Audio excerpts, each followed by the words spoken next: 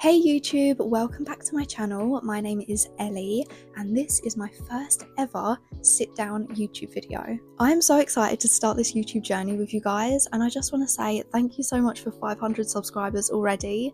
You guys are amazing and I am so grateful for your support. So as you can tell, I'm still quite new to YouTube with my tiny little microphone, but over time I'm hoping to grow my setup and build a community of people that also like alternative music and alternative fashion, and yeah, hopefully we can all be friends here. So over this past summer I have been vlogging all of the festivals that I went to. I went to 5 festivals in the space of 3 months, I think, and I am knackered now. I'm very tired. I feel like I need a year-long nap to catch up with all the sleep that I missed. Now that festival season is over, I'm going to try to upload weekly videos to my YouTube channel, which will be a mixture of like sit-down videos like this and concert vlogs. I have some really cool gigs coming up towards the end of this year. I have Beartooth, Mouth Culture, Dayseeker and Enter Shikari, I believe. But yeah, who knows? I feel like I'm probably going to pick up some more tickets along the way. You guys know how it is. Your heart screams yes, but your bank account screams no. Am I right? So I decided to sit down today and film a Q&A so you guys can get to know me a little bit better. I asked you guys across my social medias to ask me questions, and as always, you did not disappoint. I have Scoochie Mooched over and the questions are going to pop up next to me. I have my laptop down here in front of me, so if I'm looking down it's because the questions are down here for me. I'm going to head over to Instagram first and see what you guys asked me there. The first question is, what's your favourite memory from summer 2024?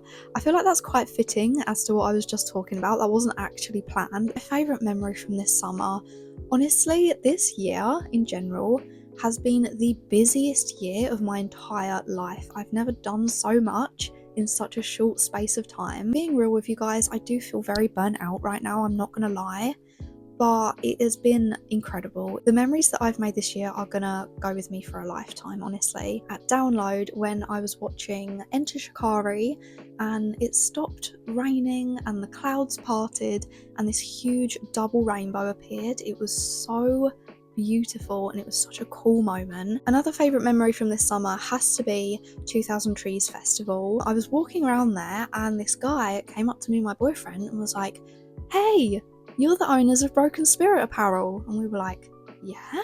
And he had our t-shirt on, which was actually mind-blowing, I'm not gonna lie. We'd never seen someone in the wild wearing one of our t-shirts before, so yeah, that was like such a sick moment to experience. Next question, who is someone you wish you could have seen live? I'm gonna have to go with Linkin Park.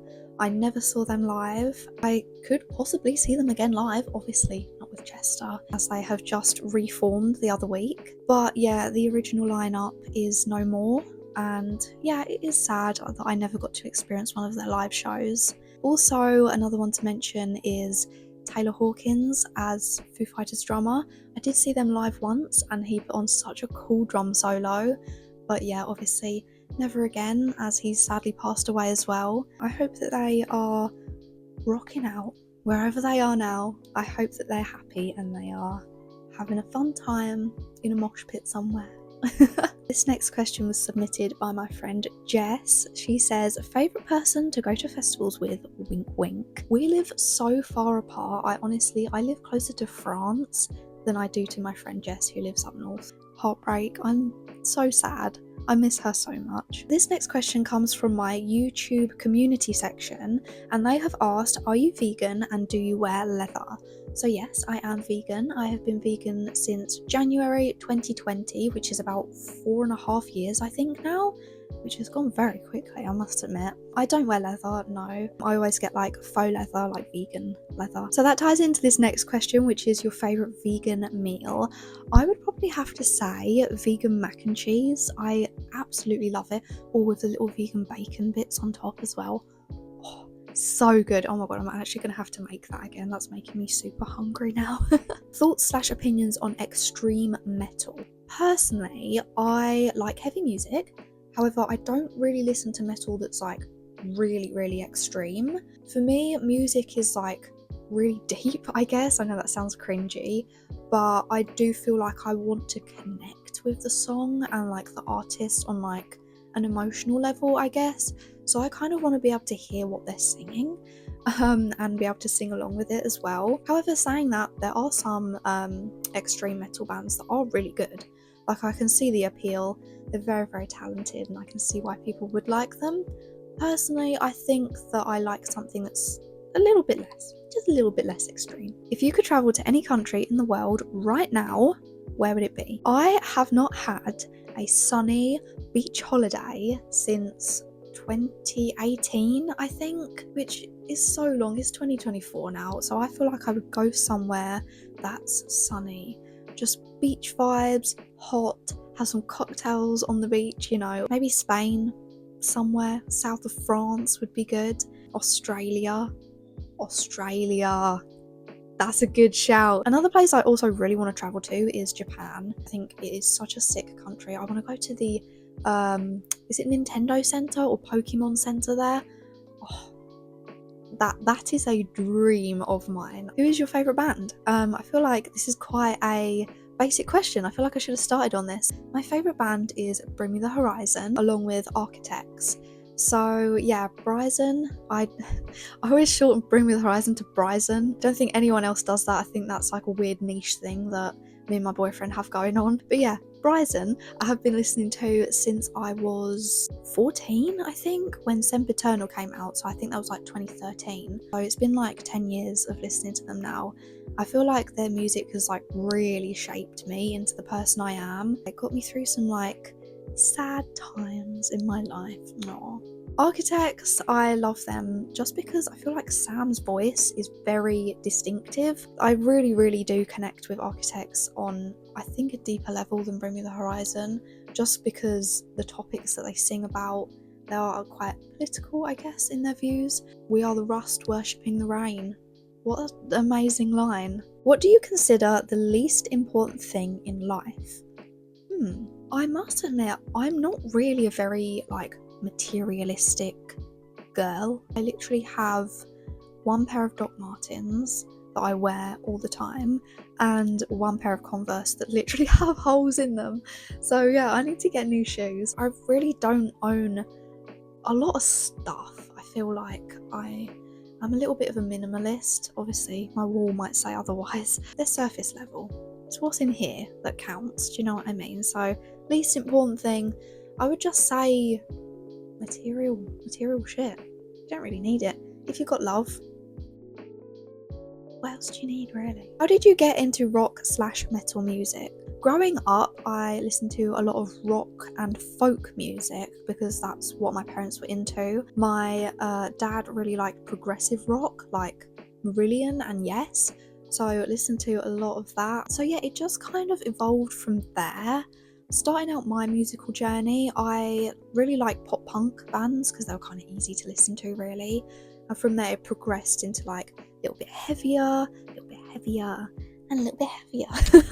That's how I kind of got into it because my parents are very musical. Top 3 bands that turned you emo?